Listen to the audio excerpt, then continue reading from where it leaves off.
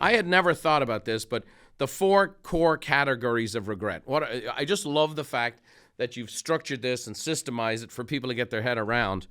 And I'd love you to walk us through each one of these 4 categories, because I think this will help people kind of build a filing system of where the at least and if onlys belong.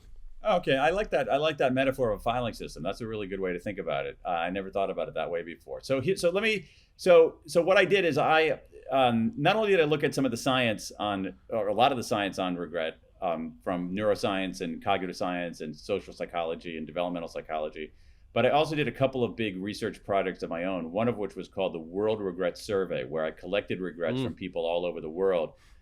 With just a couple of tweets and a newsletter mention, we ended up with 15,000 regrets from people in over 100 countries. We're now over 19,000 regrets from people in 109 countries. And what I found when I actually read through those regrets, at least the first 15,000 regrets, what I found when I actually read through those regrets was that, as you say, Brian, around the world, people have the same 4 core regrets. And here's what they are. Number 1 is what I call a foundation regret. A foundation regret is, if only I'd done the work. These are people who make small decisions early in their life that are stupid, that aren't cataclysmic on their own, but that accumulate into bad outcomes. So these are people who, I mean, a classic one is people who spend too much and save too little.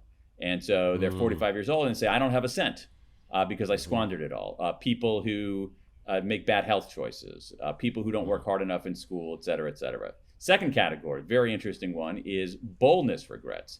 Boldness regrets are, if only I'd taken the chance. And these are people who, it doesn't really matter like the domain of life, it's all over. These are people who regret not traveling, who regret not speaking up, who regret not starting a business, who regret not asking somebody out on a date. They're at a juncture in their life, they can play it safe or they can take the chance. When they don't take the chance, not every time, but a lot of the time, like most of the time, people regret it.